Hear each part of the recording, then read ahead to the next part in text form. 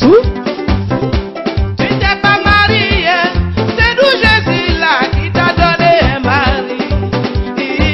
Est-ce que tu peux le dire? Aïe, Jésus, je te dis merci parce que tu m'as sauvé. Je te louerai pour la vie. Coucou les amis, soyez tous bénis au nom de Jésus. Et j'espère que vous n'avez pas oublié le slogan de gloire de Dieu. Toujours dans la joie, rien que dans la joie, on ne se prend pas la tête. La Bible nous recommande d'être toujours joyeux. Alors mes amis, quelles que soient les difficultés, nos problèmes, il faudrait qu'on arrive à les surmonter pour être toujours dans la joie. Alors nous sommes à notre grand séminaire avec gloire de Dieu, servante de l'Éternel, conseillère conjugale et éveilleuse de conscience, qui a pour thème faire le bon choix de son partenaire de vie. Et aujourd'hui, nous allons voir le module 3 qui est composé de 2 questions. A-t-il tué son moi? C'est-à-dire ton partenaire ou ta partenaire a-t-il tué son moi? Ressentez-vous la paix de Dieu dans cette relation? C'est les 2 questions. Je vous exhorte toujours à suivre ces vidéos. Ne ratez aucune de ces vidéos. Comme je le dis, le mal du mariage, c'est le mauvais choix. Alors en regardant ces vidéos, vous saurez comment marcher. Vous aurez des orientations. Vous aurez des directions. Et ça va beaucoup vous aider pour le choix de votre époux ou de votre épouse. Donc s'il vous plaît, ne ratez pas ces vidéos. Et aussi partagez pour aider d'autres personnes. Et commentez, pourquoi pas. Nous allons voir la première question qui est: a-t-il tué son moi? Qu'est-ce que le moi? Le moi, c'est la conscience que tout individu a de lui-même. C'est le fondement de la personnalité. Le moi se focalise principalement sur ses propres intérêts. Est caractérisé par une tendance à ramener tout à soi. Dans la parole de Dieu, le moi est mentionné comme étant ce qui nous caractérise foncièrement, notre façon d'être et de fonctionner. Le moi fonctionne selon le principe de la chair, ce qu'on aime ou préfère, et non ce que Dieu veut. Vous savez, lorsque on donne sa vie à Christ, on s'abandonne à lui. C'est-à-dire que ce n'est plus nous qui vivons, mais c'est Christ qui vit en nous. Donc, ce n'est plus toi qui vis, mais c'est Christ qui vit en toi. Donc, il y a un renoncement à toi. Il y a un renoncement à tes principes. Il y a un renoncement à tes objectifs. Il y a un renoncement à tes visions pour laisser la place à Dieu. Pour laisser la place à la volonté de Dieu. C'est ça le chrétien. Et souvent notre moi peut devenir le principal ennemi de la volonté de Dieu. En ce sens que si tu veux suivre Dieu et faire ce que tu veux, ces 2 choses ne concordent pas. Et très souvent notre moi vient pour devenir ennemi à la volonté de Dieu. Parce que quand tu donnes ta vie à Christ, ce n'est plus ta volonté qui compte. Ce n'est plus tes désirs. Tu te laisses, t'abandonnes. Et c'est la volonté de Dieu qui compte dans ta vie. Se laisser conduire par le moi, c'est prendre le risque de devenir ou rester charnel. Quand tu deviens enfant de Dieu et que tu refuses de te laisser guider par Dieu, c'est que tu marches selon la chair. Quand tu marches selon la chair, c'est difficile. Quand on devient enfant de Dieu, on marche selon l'esprit, mais pas selon la chair. Dieu nous demande de nous abandonner, de nous oublier, de renoncer à nous.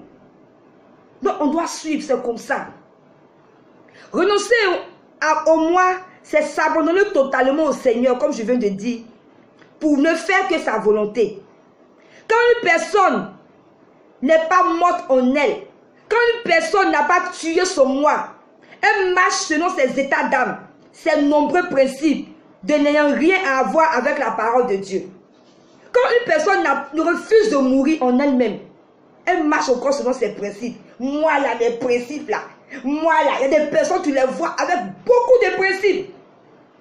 Un seul, ils ont 100 000 principes. Est-ce qu'on peut vivre avec ce genre de personnes? Est-ce qu'on peut vivre avec une personne qui a autant de principes? Donc voilà un peu. J'ai expliqué un peu le moi pour que vous puissiez comprendre. Est-ce que la personne que tu as choisi de marcher avec elle a tué son moi? Est-ce que la personne a renoncé à elle-même pour suivre Dieu, pour suivre la volonté de Dieu? Vous savez, une telle personne se reconnaît par l'égocentrisme, l'égoïsme, le refus de pardonner, de se remettre en cause. Il y a des personnes qui sont imbues de leur personne, égoïstes. Tout se retourne à eux, c'est eux-mêmes, tout c'est eux. Et c'est difficile pour ces personnes de pardonner. Ils ne se remettent jamais en cause. Ce genre de personnes-là, c'est des personnes qui ont encore leur moi en eux. Dans la pratique, c'est une personne fatigante, pesante, fermée aux suggestions, inflexible à ses convictions ou ses points de vue. En un mot, c'est une personne difficile. C'est une personne difficile. Aujourd'hui, le mal du mariage, c'est ça. Quand vous êtes en couple avec une personne qui n'a pas encore tué son moi, c'est difficile. C'est moi, on ne me fait pas ça. Moi, je mes parents là, je ne mangeais pas ça. Moi, je mes parents là, je m'habillais comme ça. Tout c'est moi, moi. Cette personne ne pense même pas à vous un peu. C'est que le monde entier là, c'est elle ou rien. Comment on peut vivre avec ce genre de personne? C'est difficile. Voilà pourquoi je vous pose la question. Le fiancé, la fiancée que tu as choisie, a-t-il tué son moi?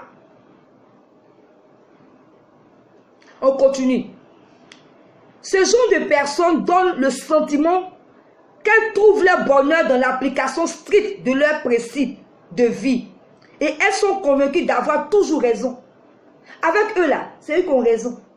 Quand il y a un problème, elle ne se remet jamais en cause. Vous savez de quoi je parle. Et vous traversez ça. Elle ne se remet jamais en cause. C'est toujours elle qui a raison. Moi là j'ai raison. Moi là c'est moi. Elle ne s'assoit même pas, mais il ne s'assoit même pas pour réfléchir, pour dire, mais aïe, est-ce que ça là j'ai raison? Non. C'est-à-dire que toujours la faute retombe sur l'autre. Avec une telle réflexion rigide de la vie, soit vous adaptez à elle, soit vous souffrez en silence à ses côtés. Avec ce genre de personnes, les choses fonctionnent comme elles désirent. C'est-à-dire que quand quelqu'un réfléchit de cette manière, vous avez un partenaire qui réfléchit de cette manière-là, soit vous vous adaptez à elle, ou soit vous souffrez en silence à ses côtés. Et est-ce que vous aimeriez aller au mariage avec ce genre de personnes? C'est-à-dire, ce genre de personnes, si les principes ou recommandations sont appliqués à la lettre, alors tout va bien. C'est-à-dire, si tu marches selon les principes, si tu marches selon les recommandations, tout va bien. Mais si tu veux faire le contraire, alors c'est le feu dans le foyer. Elle se plaint des nombreuses disputes dans la relation, des incompréhensions, des mésententes, de vos frustrations et de vos amertumes. Ignorant que c'est son refus de mourir, de renoncer à soi-même, qui en est la cause. C'est-à-dire qu'elle sont en train tout le temps de se plaindre, alors que c'est ces personnes qui sont la cause de toutes ces mésententes dans cette relation. Pourquoi? Parce qu'elle ne veut pas laisser, elle ne veut pas tuer les moi. Parce qu'elle ne veut pas renoncer à eux. Tout c'est eux. Le mariage, je vous assure, c'est un renoncement. Si tu veux que ton mariage réussisse, tu dois renoncer à toi-même. Tu dois chercher l'intérêt de l'autre. Aimer c'est quoi? Aimer c'est chercher à plaire à l'autre. C'est chercher l'intérêt de l'autre. C'est chercher le bonheur de l'autre. Mais si toi tu viens avec tes principes, c'est toi, toujours toi, moi. Ah, ça fatigue. Ça fatigue. Vous qui m'écoutez, qu'avec ce genre de comportement changé, ça fatigue. On ne vient pas en couple pour s'imposer. Mais on vient en couple pour rendre l'autre heureux. Mais toujours moi, on n'en peut finir. C'est toi toujours. Tu veux te faire voir comment le couple peut marcher. Comment le couple peut marcher. Participer au bonheur des autres, lui échapper tant qu'elle est aveuglée par ses convictions et ses propres modes de vie. C'est que ce genre de personnes n'aiment pas participer au bonheur des autres. Tellement qu'elles sont aveuglées par leurs convictions et leurs propres modes de vie. C'est que tout se résume à eux. Ils ne pensent qu'à leur bonheur. Ils ne pensent qu'à leur intérêt dans le couple. Comment une telle relation peut aller de l'avant? Vivre avec une telle personne peut s'avérer dans l'absolu peu avantageux. Dans la mesure où elle refuse de faire sa part de sacrifice et de renoncement pour le bien-être de votre relation. Si cette personne ne veut pas renoncer à elle-même, ne veut pas se sacrifier pour le bien-être de votre relation, ça sera un peu difficile. Les efforts et les adaptations nécessaires à l'harmonie conjugale sont à la charge de chacun des conjoints. Le mariage, c'est ça, c'est vous deux. L'autre ne peut pas faire des sacrifices et puis l'autre va regarder. Vous deux, vous devez faire des sacrifices pour l'avancement de votre couple, pour l'harmonie de votre couple. Vous devez renoncer à vous-même, renoncer à vos principes, renoncer à beaucoup de choses pour le bien-être de votre couple. Voilà l'un des mal du mariage. Voilà pourquoi je vous pose la question encore. Est-ce que le partenaire que tu as choisi a renoncé à lui-même? Alors vivre avec une telle personne, c'est très difficile. Il faut donc analyser, prier avant d'aller plus loin. Quand tu as constaté que ce partenaire avec qui tu es n'a pas encore tué son moi, imbu de sa personne, égoïste, ne pense qu'à lui, mais elle ne pense qu'à elle. Il faut aller encore prier Dieu avant de t'engager. Car la clé du bonheur conjugal, c'est la mort à soi, le renoncement au moi, je vous assure. La clé du couple, c'est de renoncer à soi. Souvent, il y a des situations, tu vois qu'en temps normal, tu allais réagir autrement. Mais pour le bien-être de ton couple, tu es obligé de doser, de renoncer à la colère, de renoncer à quelque chose pour que ton couple puisse aller de l'avant. Donc c'est très important cette chose-là pour le choix d'un époux. Regardez le choix d'une épouse, regardez la personne. Mais souvent il y a des personnes là qui sont nantis, qui ont vécu dans le luxe. Et du coup vous vous rencontrez. Et toi ta situation n'est pas assez stable. Elle va te créer tous les problèmes, il va te créer, surtout les femmes, elle va te créer tous les problèmes. Moi là, chez mes parents là, je faisais ci, je faisais ça. Alors que quand c'est une personne qui a tué son moi, qui est transformée en Christ, c'est-à-dire qu'elle est humble, elle a renoncé à tout, elle ne cherche que toi, ton intérêt.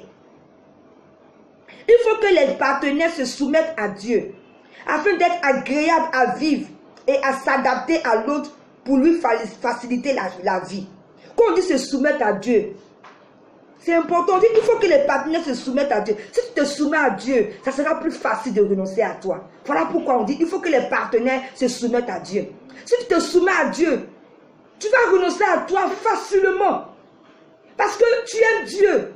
Tu laisses Dieu te transformer. Ce n'est plus toi qui vis, mais Christ qui vit en toi. Tu recherches la volonté de Dieu.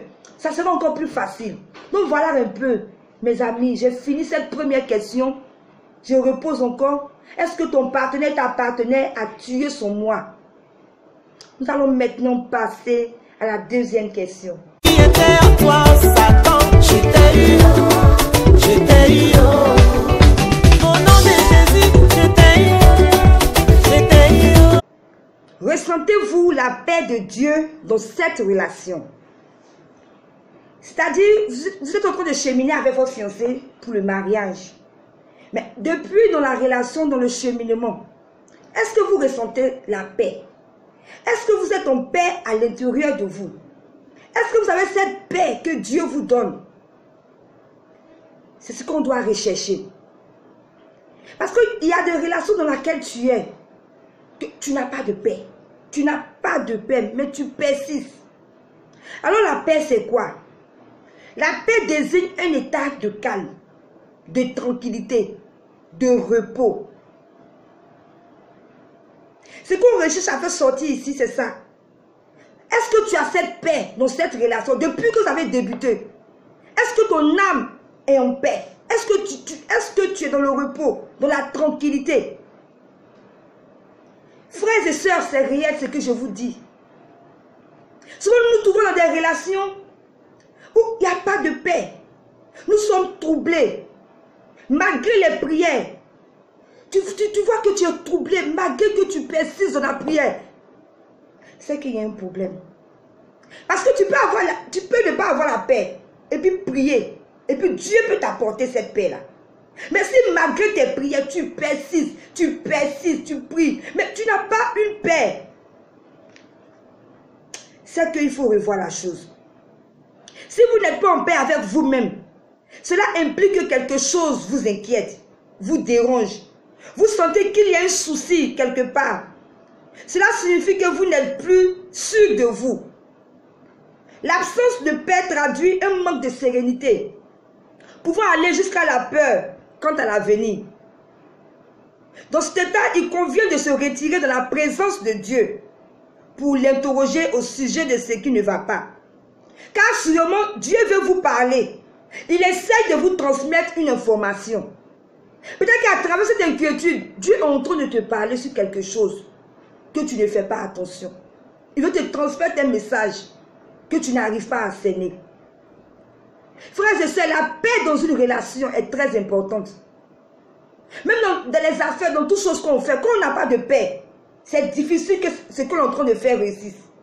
Mais quand tu as une paix à l'intérieur de toi, tout baigne parce que tu es tranquille avec toi-même.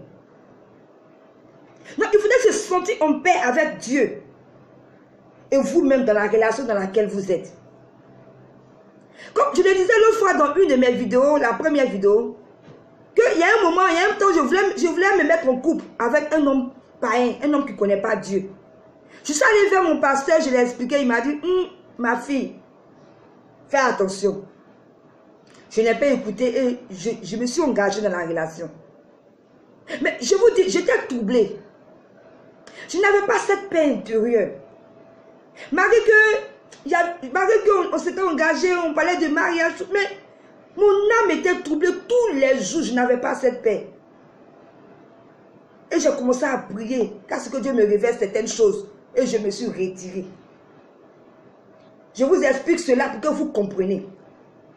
J'avais un ami dans le temps qui vivait avec sa fiancée. Et tous les jours qu'il vient, vraiment, je n'ai pas la paix. Je suis troublée. Je n'ai pas la paix. Et voilà ce qui se passe. Je n'ai pas la paix. Je lui ai dit, retire-toi, va prier. Il dit, non, il s'allait prier. On m'a dit que c'est ma femme. Il dit, on t'a dit. Mais toi, qu'est-ce que Dieu t'a dit? Les gens t'ont dit, mais c'est ça qui nous trompe souvent. On t'a dit que c'est ta femme, tu n'es pas en paix. Mais toi, Dieu t'a dit quoi?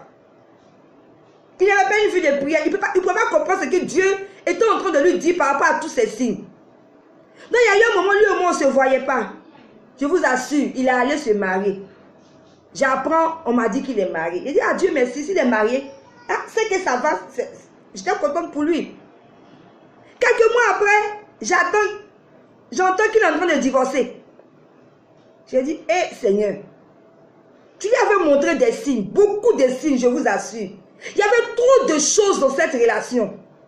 Mais il n'a pas écouté la voix de Dieu. Il est allé se marier. Après, il a divorcé. Et c'est comme ça que nous tous on fait. Dieu nous montre des signes souvent par beaucoup de choses. Souvent, tu es dans la relation, tu n'as pas de paix, tu es troublé.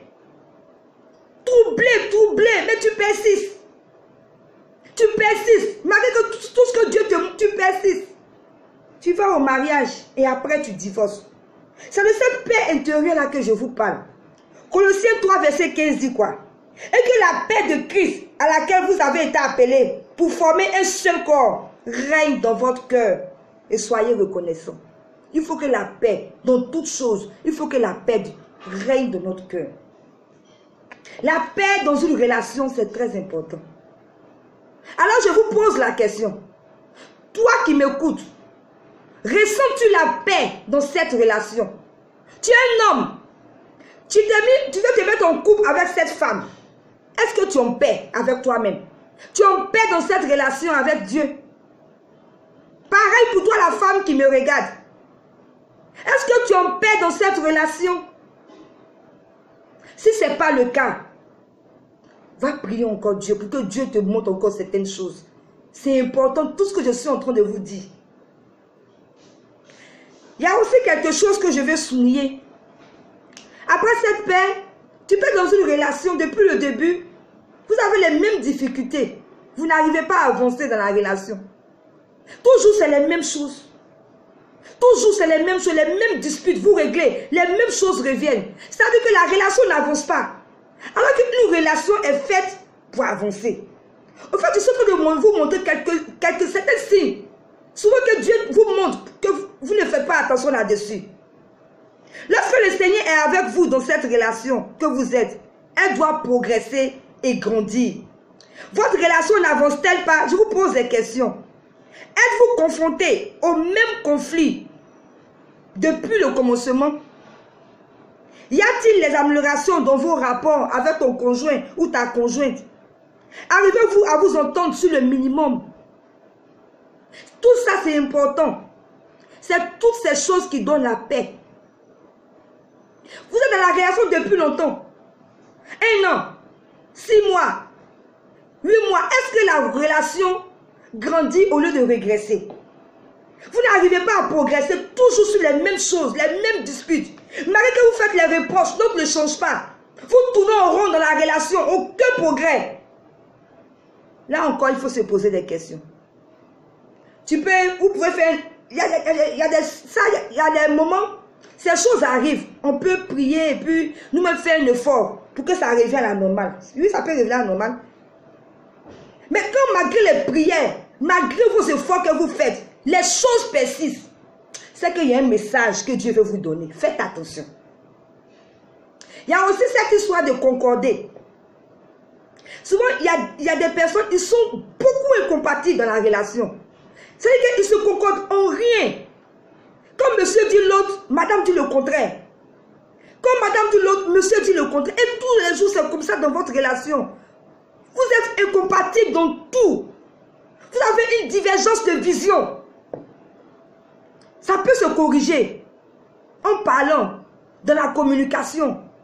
Mais quand vous voyez que la relation avance, et vous êtes toujours sur les mêmes choses, rien ne se corrige. C'est-à-dire que vous parlez à l'autre, personne ne veut changer. Il faut aller réfléchir encore. Parce que c'est important aussi quand on se concorde. Quand on est compatible dans tout, dans nos visions, dans nos regards, dans toutes choses, la relation avance. Donc voilà un peu ce que je vais vous faire ressortir en ce jour. Est-ce que vous ressentez la paix dans cette relation? Est-ce que cette relation grandit au lieu de régresser? Est-ce que vous vous concordez? Je vous assure, si les 3 choses sont ensemble, ce que je viens de citer, c'est que vous êtes sur le bon chemin. Continuez. Vous allez arriver certainement à destination. Mais si rien de tout cela, vous n'avez pas la paix, la relation n'a pas de tête, n'a pas de queue, malgré tous vos efforts que vous faites, tout est nyarami, tout est mélangé. Allez-y réfléchir. Vous ne vous concordez pas. Vous êtes incompatibles. Divergence de vision. Vous ne vous entendez pas aucune. Vous n'arrivez même pas à communiquer. Allez vraiment rebousser chemin. Réfléchissez. En fait, je suis en train de vous donner des directions. Vous savez, les fiançailles, on peut les rompre. Mais le mariage, on ne peut pas divorcer. C'est que si dans le cheminement avec quelqu'un, je ne suis pas en train de vous encourager à vous séparer. Mais vous donner des directions pour votre mariage. Pour que vous réussissiez au choix de votre mariage. Voilà. Donc vraiment, mettez ces conseils en pratique. J'ai fini ce 3e module. Prochainement, nous allons voir le module 4. Je crois le mardi, la vidéo va sortir. Le module 4. Je vous exhorte encore à suivre ces vidéos. Ne ratez aucune vidéo, je vous en supplie. Pour voir bien. Afin de faire le bon choix de votre époux ou de votre épouse. Le mariage, c'est une affaire de destinée. Si tu rates ton mariage, tu peux rater aussi ta destinée.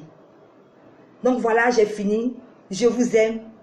Et pour toutes les personnes qui viennent me contacter, mon numéro WhatsApp est le +225 07 43 89 03. Vous voulez des conseils, des directions, vous pouvez contacter Gloire de Dieu. Je vous aime. Et à très bientôt pour une prochaine vidéo. C'était Gloire de Dieu. Bye.